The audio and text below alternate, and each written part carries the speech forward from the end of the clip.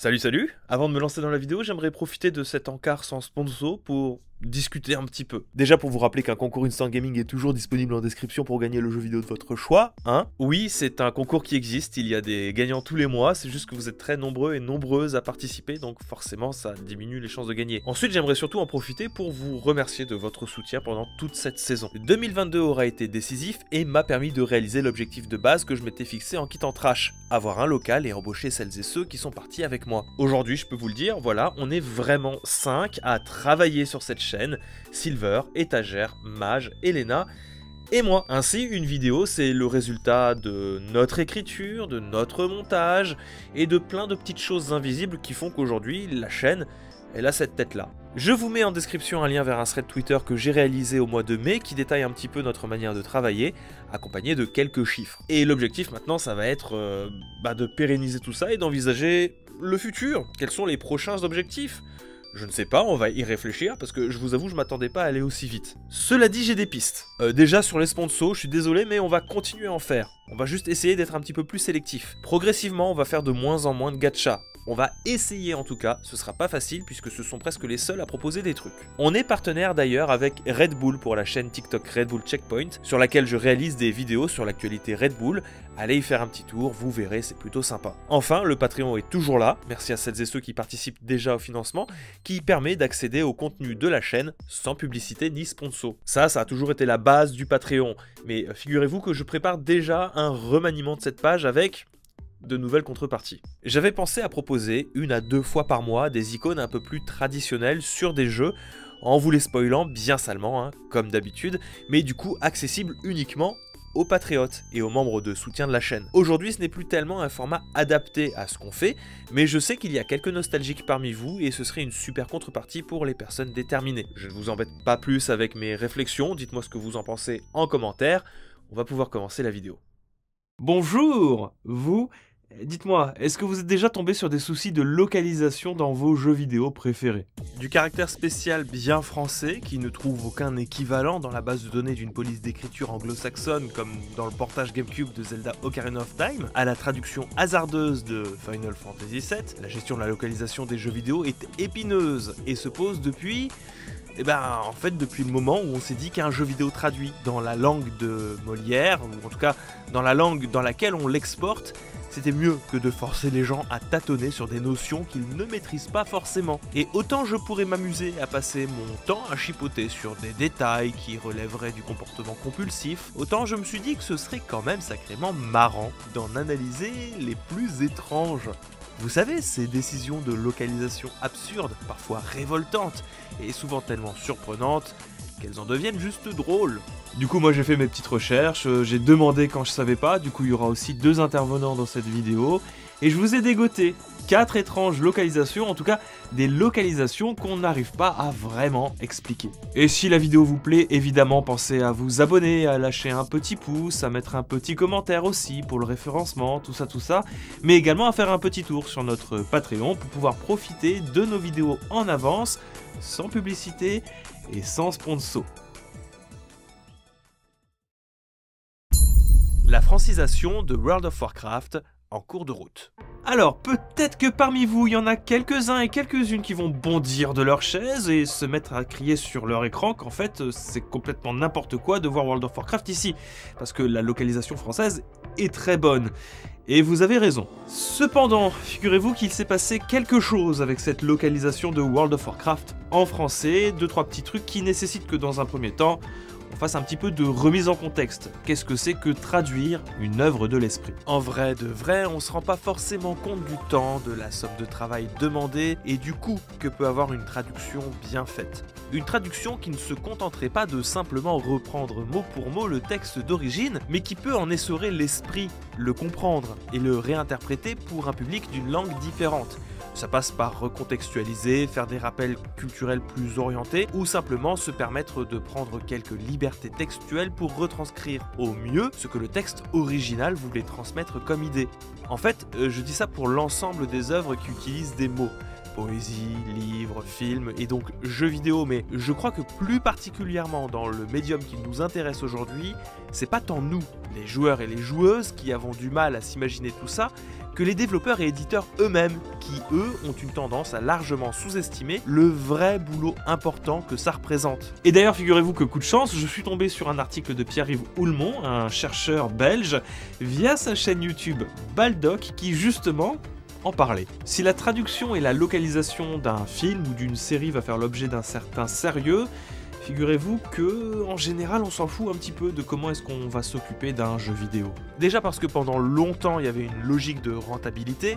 Traduire, c'est long, ça coûte cher. Est-ce que ça vaut vraiment le coup de passer de l'anglais à du français ou de l'allemand pour contenter finalement ce qui n'est qu'une minorité? Ensuite, à l'époque, et là je cite directement Monsieur Houlmont, à l'époque, les jeux vidéo sont codés en dur.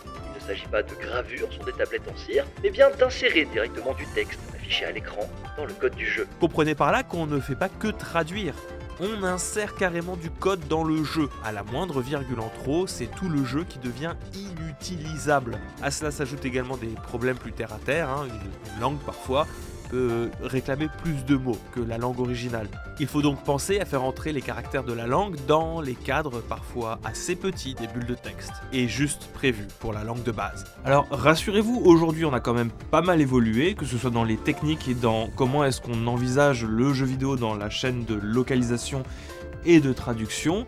Mais toujours est-il qu'on a encore tendance à mal voir le jeu vidéo, en tout cas à ne pas le considérer comme une œuvre culturelle à part entière, aux côtés du bouquin, des séries ou des films. En tout cas, seuls 13% des Français considèrent qu'il s'agit d'une œuvre culturelle. Entre les véritables problématiques techniques liées au médium vidéoludique, la composante mercantile et la mésestimation constante du jeu vidéo, c'est facile de comprendre pourquoi aujourd'hui, la localisation c'est à ce point la galère. Et c'est entre autres ce qui explique les petites perles du style All your bases are belong to us. On n'est plus à l'époque de Final Fantasy VII, et encore heureux, bien que dans certains jeux à petit budget, voire à gros, ça c'est triste par contre, ça se maintient, mais l'idée de traduire en dernier recours, en bout de processus, ça reste tenace. D'abord on fait le jeu, on pense au reste après. Il y a une certaine idée latente que bien traduire c'est quelque chose qui demanderait moins de temps que juste faire le jeu. Or, et je vais reprendre encore l'exemple de Pierre-Yves Houlmont, si un seul traducteur s'occupait de la traduction entière de World of Warcraft, Cataclysm et ses millions de mots, il lui faudrait pas moins de 11 ans de travail à coup de 4000 mots traduits par jour, 7 jours sur 7. C'est beaucoup. 4000 mots en une journée. Rien que pour le français, il faudrait donc une équipe de 10 traducteurs et traductrices pour faire tomber la traduction à 1 an et 2 mois de travail. 120 personnes si on veut traduire le jeu en 12 langues de base. Toujours, évidemment, en 1 an et en 2 mois. J'espère sincèrement que vous serez moins exigeants et exigeantes envers celles et ceux qui traduisent vos jeux vidéo préférés gratuitement. Et même si dans le cas de World of Warcraft, et en réalité pour pas mal de jeux aujourd'hui, on est sur quelque chose de tout à fait correct, avec beaucoup de monde chargé de la localisation des jeux, et ce même au tout début de sa sortie en 2004, ça n'a pas empêché les couacs. Surtout sur l'épineuse question de la francisation des noms propres. Et pour m'aider, j'ai fait appel à un fameux copain chauve qui, via son expérience de World of Warcraft lorsqu'il était plus jeune, va nous parler un petit peu de son ressenti. Personnellement, mon expérience avec la francisation, elle s'est notamment marquée au niveau de World of Warcraft. Moi, je suis un joueur de World of Warcraft depuis des années, depuis plus de 20 ans. J'ai commencé sur Warcraft 3 quand il était sorti sur le vieux MacBook de mon père. Et il faut savoir que du coup, j'ai appris le lore de Warcraft qui est si important. Je l'ai appris avec les noms en anglais. La francisation des noms est une pratique beaucoup plus courante qu'on ne l'imagine et participe aussi à cette attache culturelle. Oui, à une époque, c'était important de renommer Peter Parker en Pierre Parker. Je suppose aussi que c'est pour ces raisons-là que Hogwarts est devenu Poudlard ou que Charmander est devenu Salamèche, la France faisant à ce propos figure d'exception sur la traduction des Pokémon. Eh ouais, désolé, mais il n'y a pas de nom particulier pour les Pokémon espagnols. Et c'est ainsi que Stormwind allait devenir Hurlevent, ou Undercity Fossoyeuse. Un énorme travail de francisation des noms propres du jeu s'est effectué dans l'objectif d'être plus cohérent pour le public français. Un travail qui ne va pas s'arrêter qu'aux noms de villes ou zones de jeu, mais qui va également s'étendre aux noms de héros et de clans. Sylvanas Windrunner devient Courcevent, ou encore Orgrim Doomhammer devient Marteau du Destin. Il y a aussi eu des traductions où on peut argumenter que ça rend vraiment moins bien en français et pas seulement au niveau de la nostalgie. Par exemple, on a le clan Wildhammer des nains qui a été traduit en marteau hardi. Alors Wild, ça veut plus dire sauvage, hein, et du coup, Hardy, ça fait un peu Laurel et Hardy, enfin en français c'est quand même un peu moins stylé. On a aussi sûrement le pire exemple, hein, c'est les trolls Blood Scalp, donc vraiment le scalp de sang en mode voilà ils arrachent des scalps et c'est sanglant. Et ça a été traduit en scalp rouge, ce qui fait un peu Caroline et ses amis ou oui et sa petite voiture roule. D'accord, c'est vrai, c'est franchement pas dramatique et je suis absolument sûr que beaucoup de gens parmi vous sont tout à fait ok avec ces nouveaux noms aujourd'hui. On va passer sur le fait que cette francisation fait perdre beaucoup de référents culturels à World of Warcraft, qui demeure un jeu dont les légendes sont fortement empreintes de culture anglo-saxonne, ou encore que dans la ville à vrai, on ne s'amuse pas à toujours renommer les villes hors de la France, pour que ça colle un petit peu plus avec notre culture. Autant que je sache, on dit bien Liverpool et pas Bassin-les-Foix. Le problème de cette localisation et donc de cette francisation des noms propres, c'est qu'elle intervient en 2006. Soit 2 ans après la sortie initiale de World of Warcraft, déjà traduit en français, mais sans les noms propres traduits. Quand j'ai commencé à jouer à World of Warcraft, en fait, le jeu n'avait pas totalement été traduit comme il l'est aujourd'hui. C'est-à-dire qu'il y avait des noms de régions secondaires qui commençaient à être traduits, mais la plupart des noms importants n'avaient pas encore été traduits. Les noms importants pour le lore, par exemple, Hurlevent, hein, la capitale des humains, s'appelait encore Stormwind, ou Fossoyeuse, la capitale des morts-vivants, s'appelait encore Undercity. C'était également le cas pour les noms des personnages principaux, par exemple Jaina, qui est un personnage très important dans le lore de Warcraft, eh bien son nom de famille c'était Proudmoore, c'était pas encore Port-Vaillant, et tout ça il faut savoir que ça a été traduit petit à petit. Alors du coup, moi je me rappelle très bien que l'expérience en fait de la francisation, elle était prise un peu avec un grain de sel par les joueurs, qui étaient en général des joueurs qui venaient comme moi de l'époque où les noms étaient en anglais, parce qu'ils considéraient que ça nuisait au lore. C'est très difficile de coller parfaitement à l'esprit de la langue quand on parle de noms propres, hein. Par exemple, Proudmoore, ça a plus d'impact que Port-Vaillant, j'ai toujours trouvé, ou même, par exemple, Forgefer, je trouve ça beaucoup moins nain que le nom en anglais de la capitale des nains, Ironforge. Elle s'est faite progressivement, parce qu'on suppose qu'il n'y avait peut-être pas suffisamment de monde sur le projet. Et surtout, ça vient un peu retcon des mots que les fans avaient intégrés depuis les Warcraft 1, 2, 3, qui eux avaient toujours leurs noms propres originaux. À ce propos, avant la sortie de Warcraft 3 Reforged, ça devait être bien galère de découvrir le lore de World of Warcraft, puisque les noms n'étaient pas traduits. Au rang des nouveautés de Reforged, on va donc noter la continuité des noms entre World of Warcraft et Warcraft, qui a un petit peu forcé à revoir les lignes de texte, se le dit en passant, et à changer les voix. Et laissez-moi vous dire qu'à l'époque, ça n'allait pas du tout. Il y avait des gens vraiment mécontents de partout sur les forums officiels, sur les fansites, sur les sites d'actualité spécialisés sur World of Warcraft, et évidemment sur le jeu en lui-même. On y retrouve beaucoup de tentatives d'expliquer ce rejet, pas forcément de très bonne foi d'ailleurs, à grands coups de « ça sonne pas bien », on perd le sens des mots, voire plus prosaïquement des « ça va être compliqué de passer à ce nouveau nom ». Bah tu m'étonnes, hein, le premier Warcraft datait de 1994. 12 années d'habitude, ça ne s'efface pas en claquant des doigts. Le plus marrant, c'est peut-être au sujet de cette histoire d'habitude en fonction du moment auquel vous avez joué au jeu.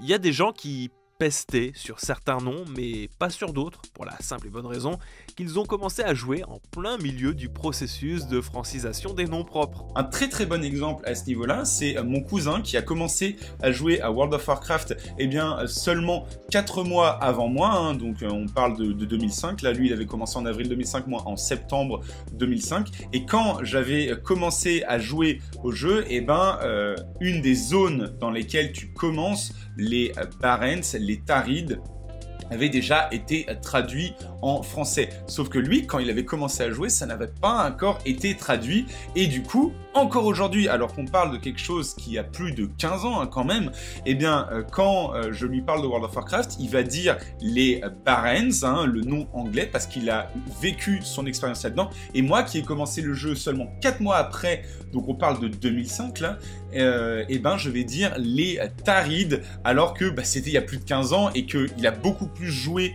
dans un monde où ça s'appelait les Tarides que dans un monde où ça s'appelait les Barrens, mais quand même il se maintient comme ça. Et moi je fais partie de ces joueurs qui disent encore Stormwind pour le vent, qui disent encore Ironforge pour Forge-Fer et qui disent encore Undercity pour Fossoyeuse. Alors personnellement ça ne m'a jamais choqué dans la mesure où j'ai découvert WoW bien plus tard, quand toute l'entreprise de localisation était définitivement terminée, donc avec tous les noms français.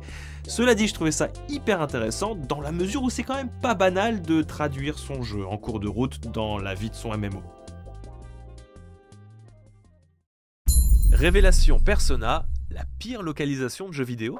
Vous saviez, vous, que si Atlus a mis autant de temps à localiser ses jeux en Europe, c'est pas tant pour des difficultés financières qui ont effectivement joué dans l'histoire, mais surtout parce que c'est la conséquence d'un relatif échec en matière de localisation.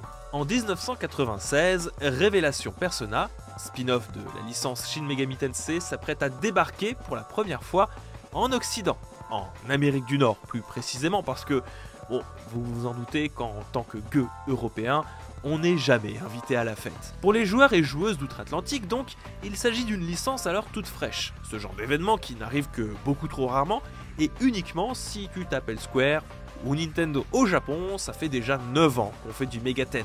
4 ans depuis la nouvelle réincarnation de la DS, et force est de constater que cette série, certes remplie de qualité, n'a semble-t-il qu'un potentiel très limité en dehors des frontières japonaises. Et à juste titre, parce que en vrai, quand on regarde l'état d'esprit dans lequel s'est mis Atlus à cette époque-là, c'est tout à fait normal. Je ne vais pas vraiment m'étendre là-dessus, parce que c'est le genre de truc que j'aimerais développer dans une série documentaire au Japon sur les Persona. Merci le Japon de changer votre politique de tourisme rapidement, ce serait sympa. Mais gardez en tête que Atlus a toujours plus ou moins agi pour être un anti-Square. En gros, si Squaresoft fait de sa licence Final Fantasy quelque chose d'accessible, grand public et pensé pour l'exportation, Atlus voulait faire des Shin Megami Tensei, et par extension de ses Persona, des jeux plus niches, plus difficiles, et qui s'adressent à un public essentiellement nippon. Atlus ira carrément jusqu'à se définir comme des punks du JRPG, et ça va très bien marcher pour eux.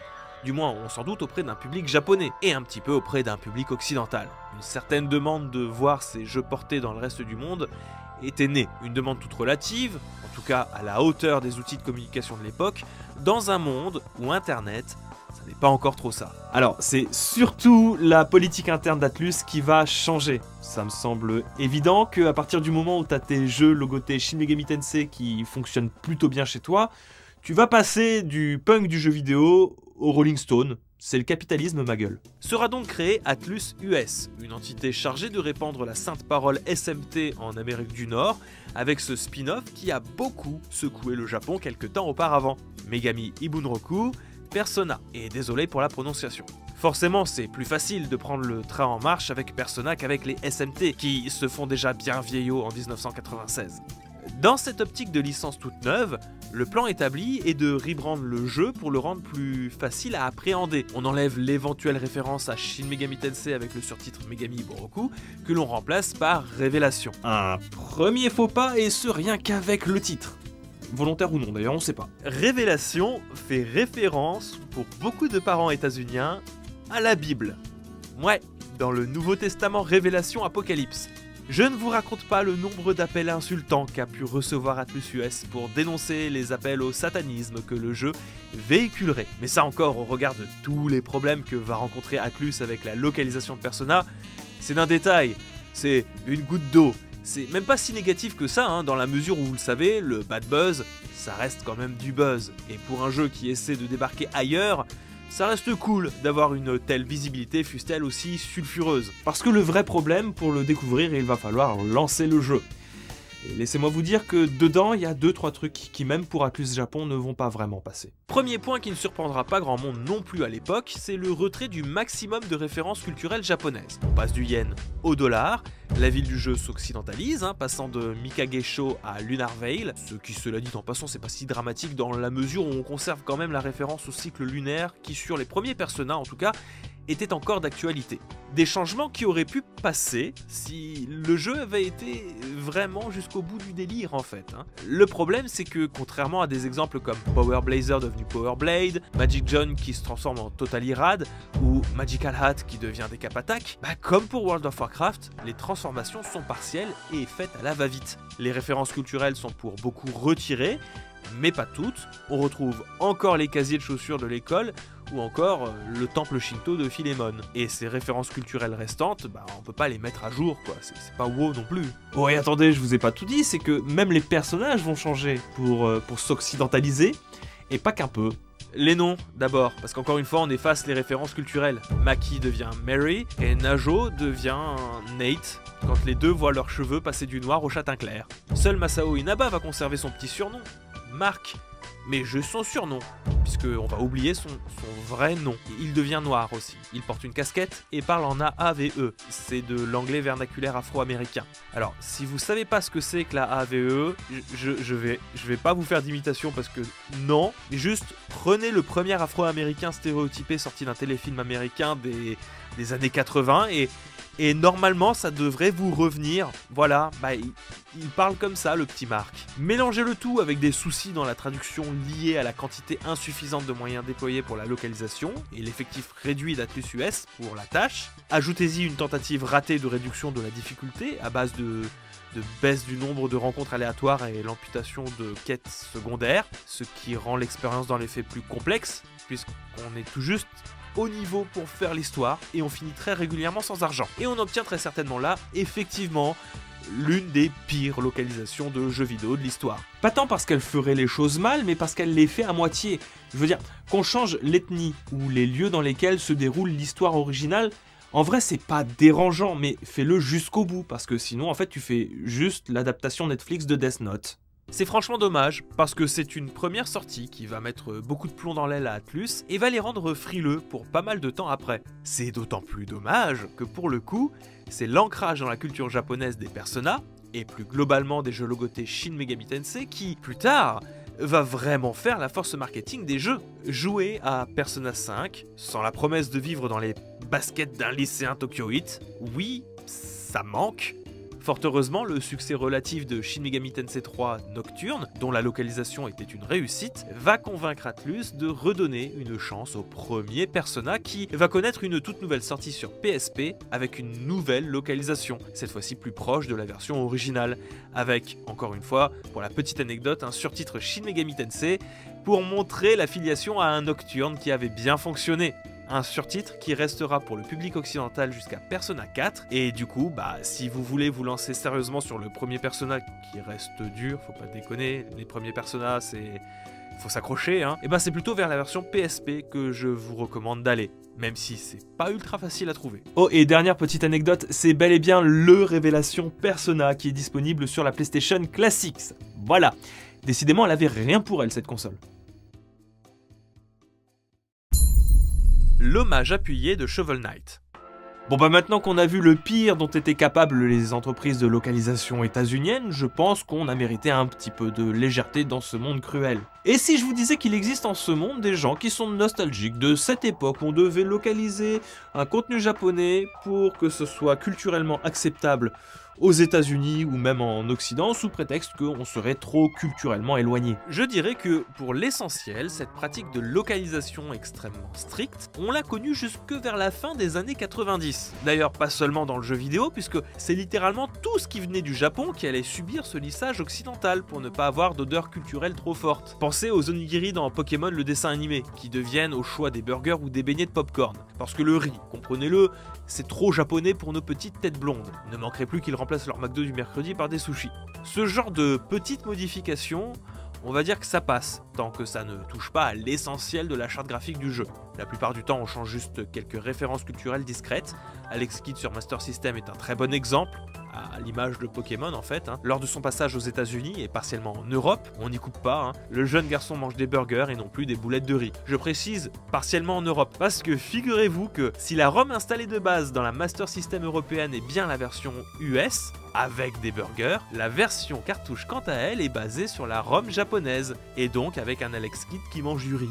En vrai c'est mignon, et c'est pas ultra dramatique. Enfin, si on enlève le côté quand même qu'on essaye d'effacer une culture, je suppose que c'est pas dramatique. Dans le pire des cas, on pouvait avoir une réinterprétation totale du jeu. Et dans ce cas-là, je vous renvoie à la partie précédente, puisque cette méthode avait plus ou moins de réussite. On retrouve du meilleur avec Super Mario Bros 2, qui est un reskin de Doki Doki Panic dans les faits mieux animé et mieux fichu que le jeu original, au pire du pire avec Persona Révélation.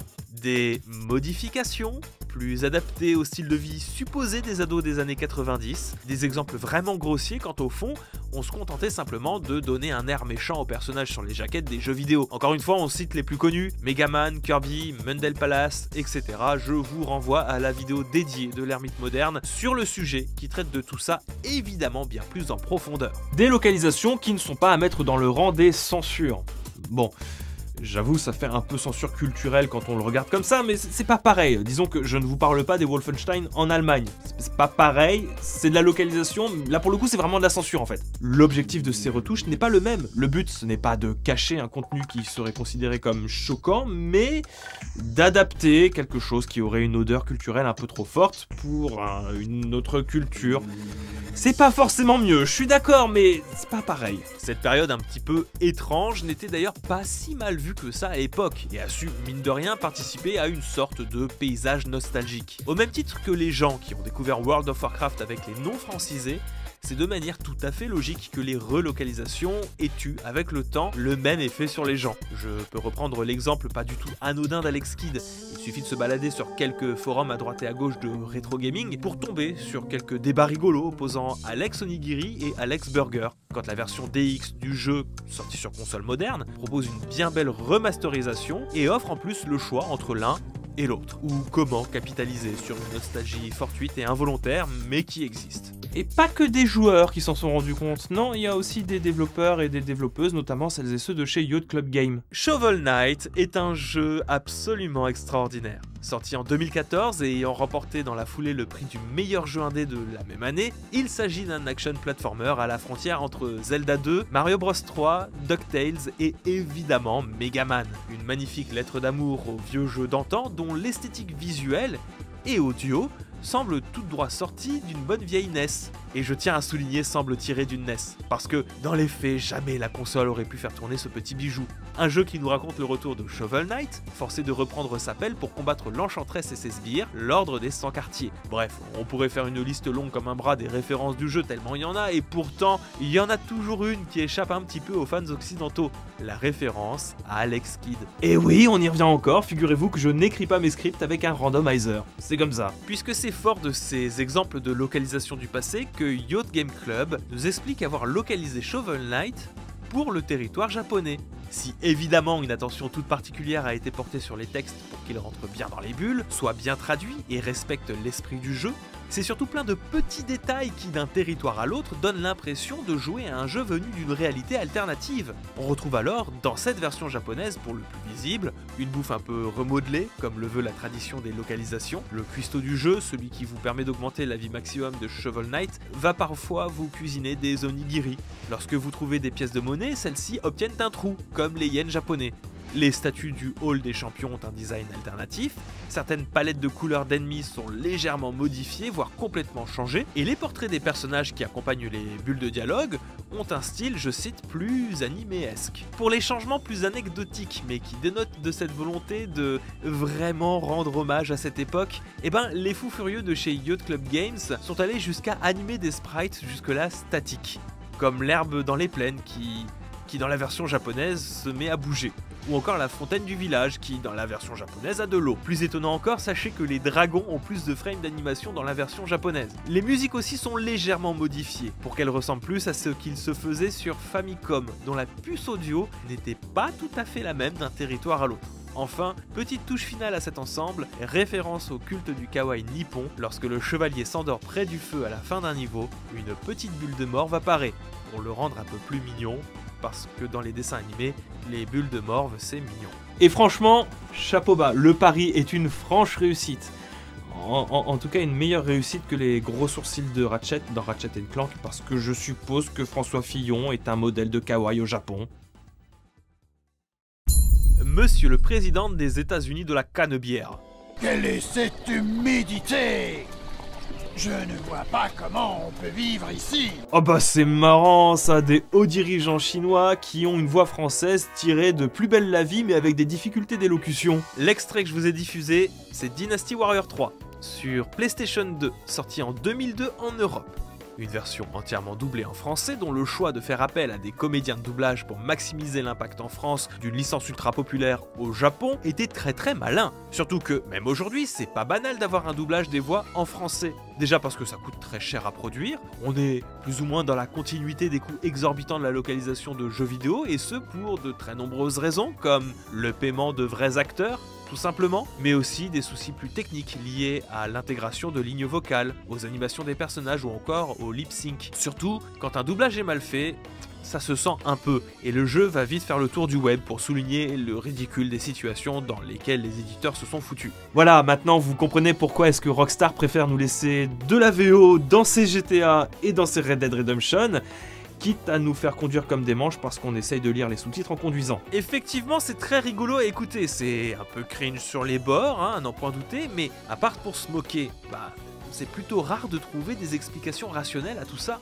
Je veux dire, à part le fait qu'au fond, la qualité du doublage soit dépendante de l'argent qu'on va mettre dans la localisation. C'est vrai que si de base tu fais ton taf par-dessus la jambe avec tes textes, il y a de fortes chances que le doublage, qui se situe en bout de course, pâtisse aussi. Sauf que même si ça joue forcément, je peux à peine le supposer. Mais il y a quand même moyen de deviner quelques trucs. Rien qu'avec le processus de doublage d'un jeu vidéo qui n'est vraiment pas le même qu'au cinéma, dans les séries, voire même sur des trailers. Et je ne serai pas tout seul à vous en parler. Yo! En réalité, il faut bien avoir conscience d'une chose concernant le doublage de dialogue dans le jeu vidéo. Un comédien de doublage ne voit que rarement ce qu'il double. Ce qui fait que dans la plupart des cas, les comédiens de doublage, ils n'ont pas forcément une image claire de ce qu'ils vont interpréter. Alors ça peut varier. Ça peut aller des artworks ou de screenshots, voire des animatiques de ce que seront les cinématiques après. Mais ça peut aussi être rien du tout ou presque. C'est-à-dire donc un fichier Excel avec toutes les répliques dans un ordre pas forcément logique, et surtout une petite wave, donc une petite forme d'onde, comme quand vous enregistrez sous Audacity par exemple. Et ça leur permet surtout d'avoir la durée, l'intensité, le rythme de la réplique originale, et de se caler dessus. Bon, ça c'est le cas le plus commun, c'est comme ça que la plupart des jeux vidéo sont doublés. Je le précise, quand les comédiens de doublage qui font du jeu vidéo enregistrent leurs répliques, c'est souvent ça. Il ou elle est enfermé dans son box avec un script qu'il doit lire. Même avec le plus grand talent du monde, c'est pas ce qu'il y a de plus facile à faire. Au mieux, en fonction du sérieux des clients, et encore une fois du budget alloué au doublage, vont être données plus ou moins de précision sur l'intonation à donner à la voix, parce que la phrase doit être dite avec force, colère, tristesse. Je vous invite maintenant à écouter attentivement comment sont prononcés les dialogues. Assez parlé. Maintenant, nous pouvons passer au plan d'action. Là, on vient tout simplement de vous expliquer pourquoi c'est difficile de faire du doublage de jeux vidéo. Et on a déjà fait une sacrée partie du travail. Maintenant, normalement, ce genre de doublage étrange, là, vous devriez comprendre comment est-ce que ça survient.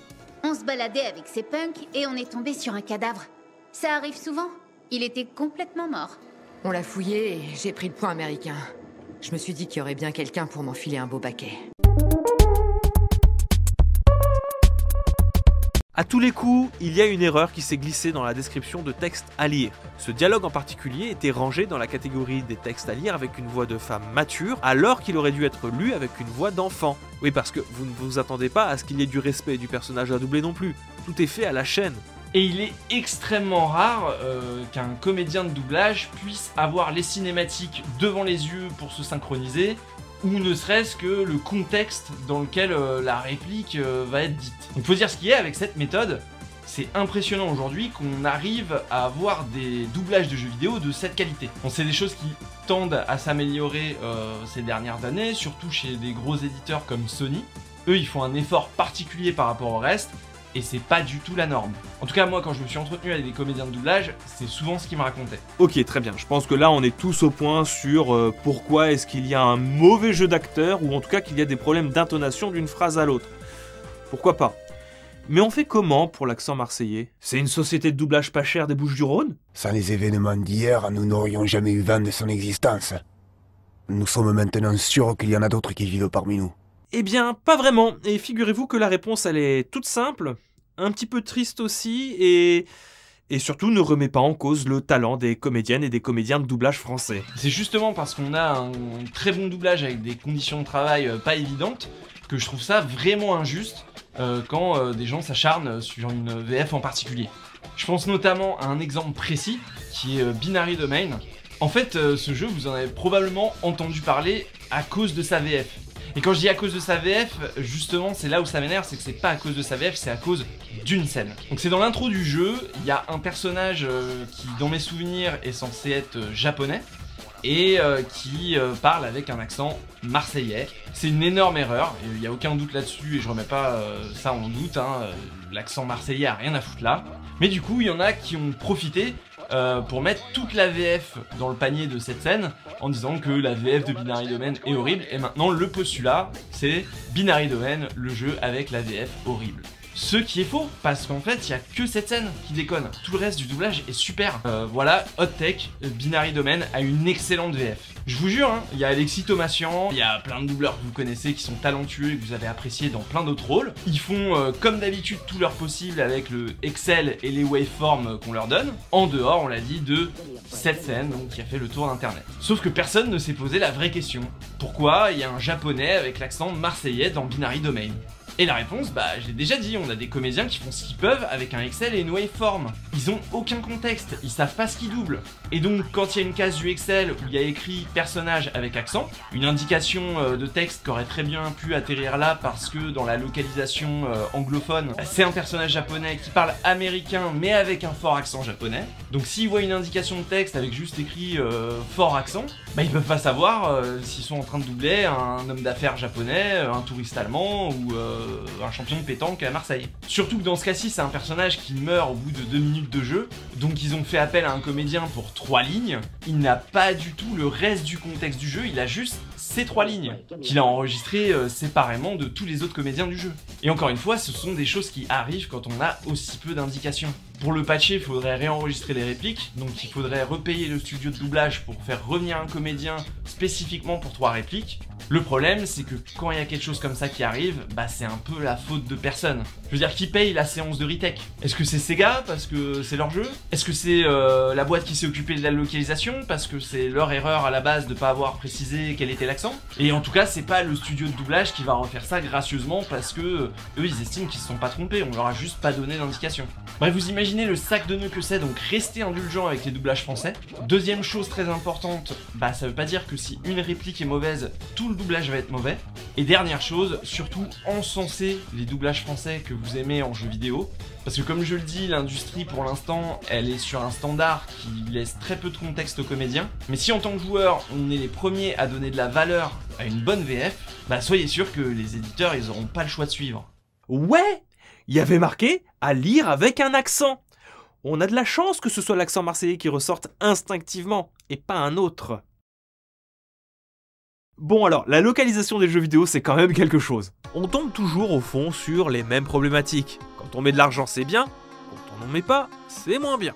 Quand on se laisse le temps de le faire aussi, c'est bien. Quand les gens sont bien dirigés aussi. Ou encore quand on est suffisamment précis dans les requêtes formulées. Pour être honnête, je trouve ça dommage que ce processus passe systématiquement en fin de projet, quand tout est terminé et que il n'y a plus qu'à. La localisation passe souvent pour une urgence quand elle ne finit pas tout simplement par passer à la trappe, au profit de jeux vidéo tout juste sous-titrés, parfois pour d'obscures raisons, comme la disparition de la VF de Kingdom Hearts qui aura fait grincer des dents à énormément de fans. Surtout que je crois que dans ce cas précis, ce qui est encore plus violent, c'est le fait que habituellement les noms propres dans Disney sont francisés. Moi je dis Picsou, je dis pas Scrooge McDuck. Histoire de bien vous mettre à la place des fans de Kingdom Hearts, c'est un petit peu comme si demain vous aviez Pokémon Company qui décidait qu'on oublie tous les Pokémon francisés et qu'on ne garde que les versions anglaises. Voilà. pas de débat. Dans le même temps, et même si on peut et on doit être critique, effectivement, ces égarements font partie d'une forme de patrimoine culturel, avec de grosses guillemets, s'il vous plaît. L'exemple de Shovel Knight est, je trouve, vraiment très cool de ce point de vue-là. L'expérience ne change pas, et il n'y a pas de volonté autre que de s'amuser avec des standards d'une autre époque. Aujourd'hui, clairement, il y a du mieux, et la plupart des jeux localisés le sont avec soin. En tout cas, en ce qui concerne les très gros budgets, dont la portée universelle rend ce soin nécessaire, et j'espère au fond de mon cœur une arrivée massive de localisation de jeux jusque-là réservés à celles et ceux qui parlent plusieurs langues. Pour être honnête, les traductions en français de Persona 3 et Persona 4 me donnent franchement confiance. Et un grand merci surtout à Punky et à Fieldrong qui ont participé à cette vidéo avec leurs interventions en improvisation. Merci à vous deux, je vous invite à aller voir leurs chaînes respectives en description et à vous abonner évidemment si le contenu vous plaît. Faites attention au chat qui parle, c'est pas banal, il cache forcément quelque chose, c'était Ico. Ciao!